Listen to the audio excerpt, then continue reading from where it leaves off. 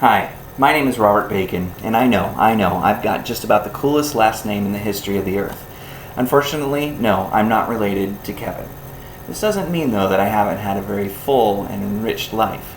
In fact, I often spend some time reflecting on those things that I've held most important along the way.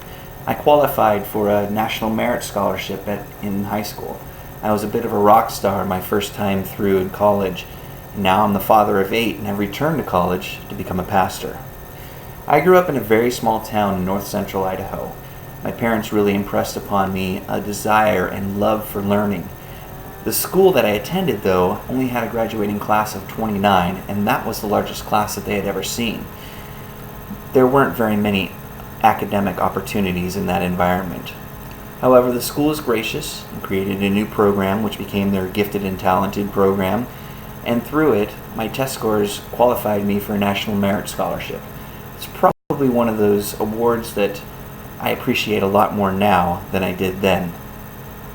At the same time, I developed a love for music.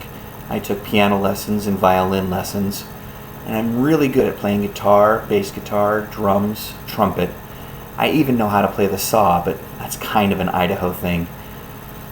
There's nothing more exhilarating than performing on stage for people. When I graduated from high school, I attended Columbia Basin College in Pasco, Washington.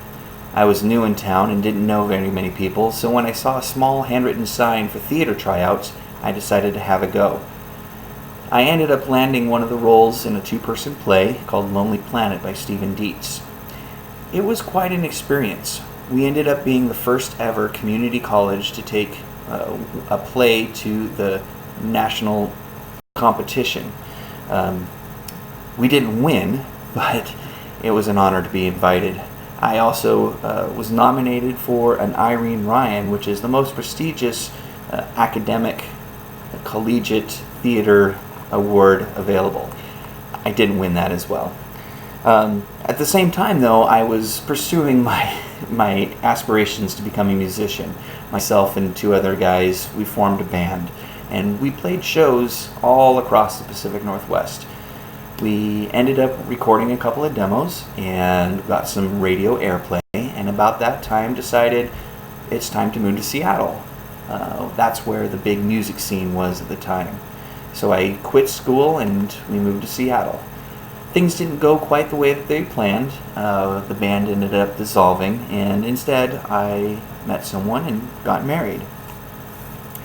My first son was born in February of 2000. Of all the achievements that I had accrued up to this point, being a father was by far the most magnificent. My second son was born in November of 2001, shortly after the tragedy of 9/11. It was kind of a scary time to bringing new people into this world, but I wouldn't have changed anything. My first marriage ended in divorce, and when I met my second wife, she had 3 boys and I had my 2. Our families meshed together pretty well, but when we found out that we were pregnant, we were really praying for a girl. Well, we got that girl, and then on her first birthday, she was able to share with her brothers the fact that she was about to become a big sister. Surprise, surprise, we were pregnant again with twins.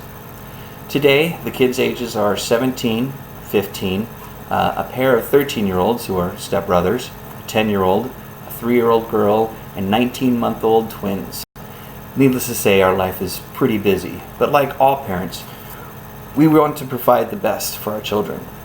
With that in mind, I returned to school last year to become a pastor. I hope that I still have the knowledge. I am still the knowledge-seeking superstar, rock star, superhero dad that I see myself as, but I want my kids to see the importance of Jesus in their lives. Hopefully this becomes part of the example that I set.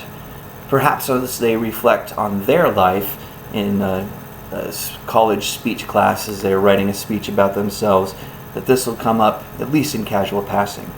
My life could not be any more full than it already is, and it's a blessing to be me. Thank you.